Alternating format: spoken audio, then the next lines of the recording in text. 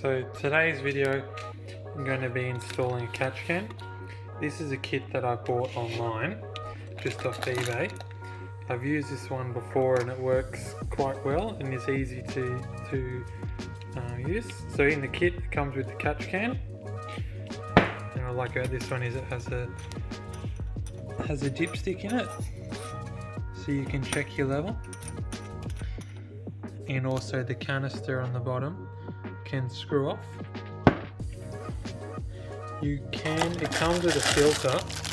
You can run the filter on the top and vent straight to atmosphere. It comes with some hose, but I've used this previously and it's so soft the vacuum pressure will actually collapse the hose.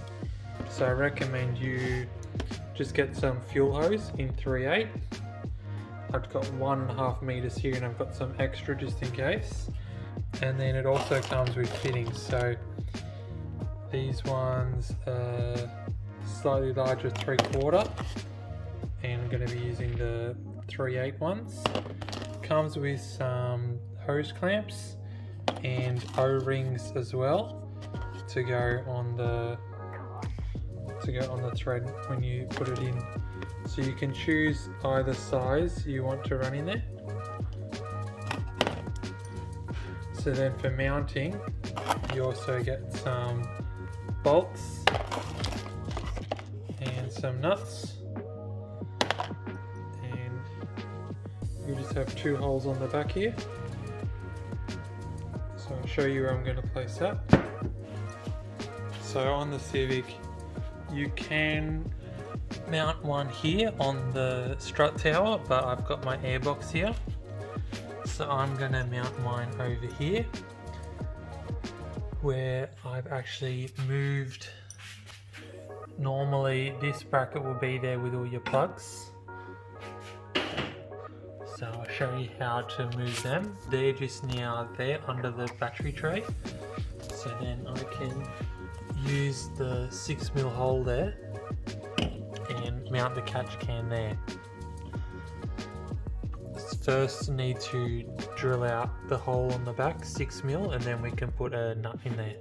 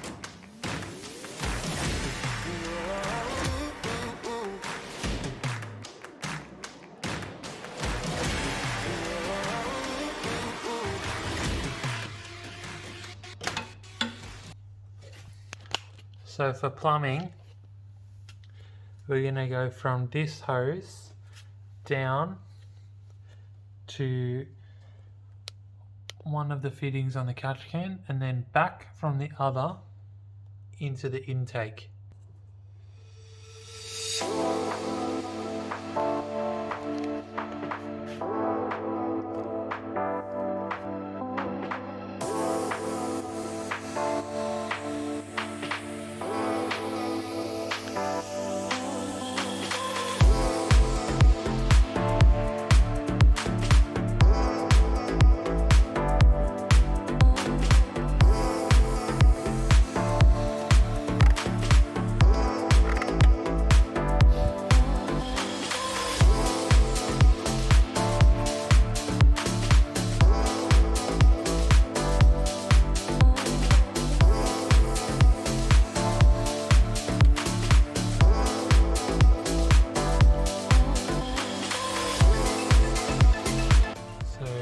rocker cover down into the fitting and then out through the other fitting, back under and into the intake.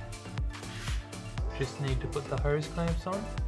So that was 1.5 meter length of hose to complete all of that. The hose clamps in the kit didn't fit, so I've gone to Super Cheap Auto and bought this size.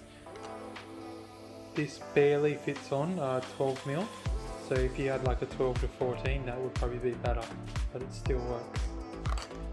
So they look something like that. And that. Just gotta put the last two on the catch can. So to go inside the catch can, I will put some steel wool.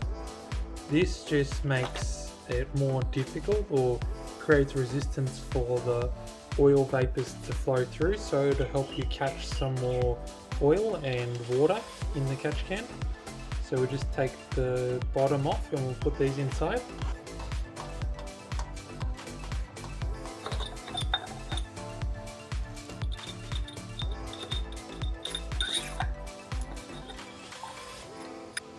Just cut the second one in half just because it was quite full. So just squish that in there. You want to make sure that the outlet of your catch can has some sort of barrier in it, just because the steel wool, if there is something loose, it can go into your intake. So just make sure that that is in there. You can see this is the outlet of the catch can, so it will stop any of the particles coming through.